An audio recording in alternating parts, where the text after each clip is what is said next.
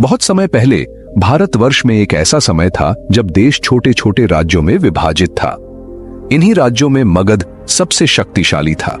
लेकिन उस समय एक नया युग प्रारंभ हुआ जब दो महान व्यक्तित्व चाणक्य और चंद्रगुप्त मौर्य ने इतिहास रचा।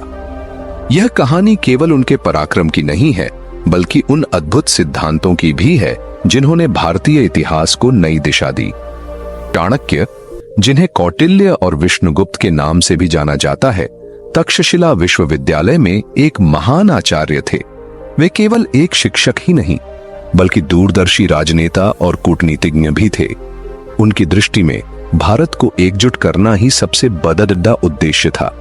उनकी उपस्थिति में तक्षशिला न केवल ज्ञान का केंद्र था, बल्कि वहां से राजनीति और कूटनीति की जड़ें भी विकसित हो रही थीं। एक दिन तक्षशिला में शिक्षा देते समय चाणक्य को मगध के राजा धनानंद की निरंकुशता और अन्यायपूर्ण शासन के बारे में ज्ञात हुआ। धनानंद का शासन वैभव और शक्ति से भरपूर था, लेकिन उसमें नैतिकता और न्याय का अभाव था।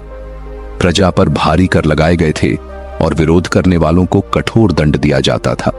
चाणक्य ने प्रण लिया कि वे इस अन्यायपूर्ण शासन का अंत करेंगे और एक ऐसे राजा को सत्ता में लाएंगे जो प्रजा की भलाई के लिए काम करेगा।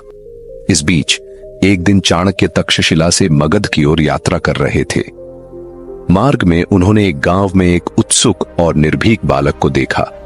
वह बालक अन्य बच्चों के साथ खेल रहा था, लेकिन उसकी चाल ढाल और नेतृत्व का तरीका सबसे अलग था। चाणक्य ने उससे बात करने का निश्चय किया। जब उन्होंने बालक से उसका नाम पूछा तो उसने गर्व से कहा, मेरा नाम चंद्रगुप्त है। चाणक्य ने बालक से उसके परिवार और जीवन के बारे में जानने की कोशिश की। चंद्रगुप्त ने बताया कि वह एक साधारण परिवार से है, लेकिन उसकी महत्वाकांक्षा बहुत बड़ी है। उसने कहा, मैं एक दिन राजा बनूंगा और अपनी प्रजा की रक्षा करूंगा। उसकी बातों और आत्मविश्वास ने चाणक्य को प्रभावित किया। चाणक्य ने महसूस किया कि यह वही बालक है जिसे वे भारत के भविष्य का नेतृत्व सौंप सकते हैं। चाणक्य ने चंद्रगुप्त को अपने साथ तक्षशिला चलने का निमंत्रण दिया। चंद्रगुप्त ने बिना किसी झिझक के चाणक्य के प्रस्ताव को स्वीकार कर लिया। तक्षशिला पहुंचने के बाद चाणक्य ने उसे राजनीति, युद्ध कौशल और नेतृत्व की कला में प्रशिक्षित करना शुरू किया। उन्होंने उसे यह भी सिखाया कि एक सच्चे राजा का उद्देश्य केवल अपनी शक्ति का विस्तार करना नहीं, बल्कि अपनी प्रजा के कल्याण के लिए कार्य करना है। चंद्रगुप्त ने चाणक्य की हर शिक्षा को आत्मसात किया और धीरे धीरे एक मजबूत और निडर योद्धा बन गया।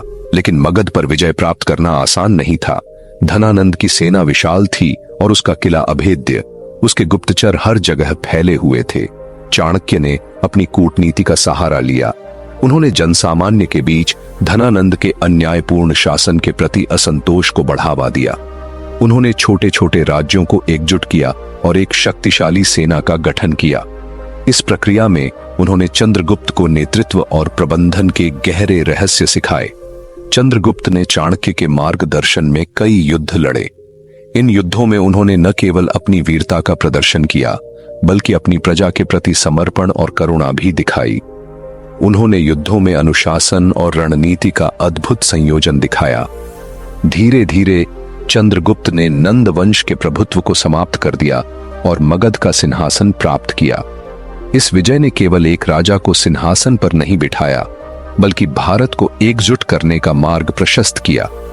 सिंहासन पर बैठने के बाद चंद्रगुप्त ने चाणक्य के मार्गदर्शन में एक न्यायप्रिय और कल्याणकारी शासन की स्थापना की।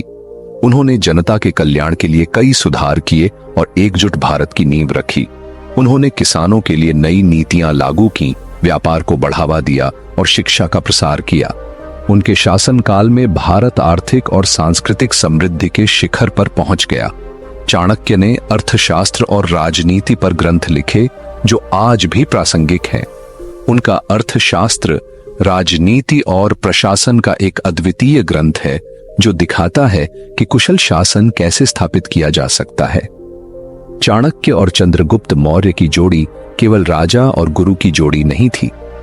वे एक ऐसा आदर्श प्रस्तुत करते हैं जिसमें ज्ञान और शक्ति का अद्वितीय संगम देखने को मिलता है।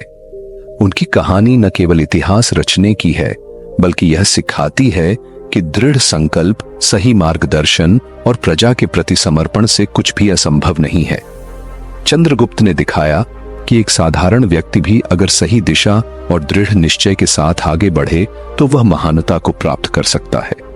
और चाणक्य ने सिद्ध किया कि सच्चा नेता वही है जो दूसरों की क्षमताओं को पहचान कर उन्हें ऊंचाई तक पहुंचाए। आज चाणक्य और चंद्रगुप्त मौर्य की कहानी प्रेरणा का एक अद्वितीय स्रोत है।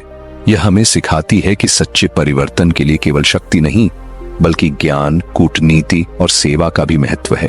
उनकी यात्रा एक अद्भुत उदाहरण है कि कैसे सही उद्देश्य और अनुशासन के माध्यम से असंभव को संभव बनाया जा सकता है।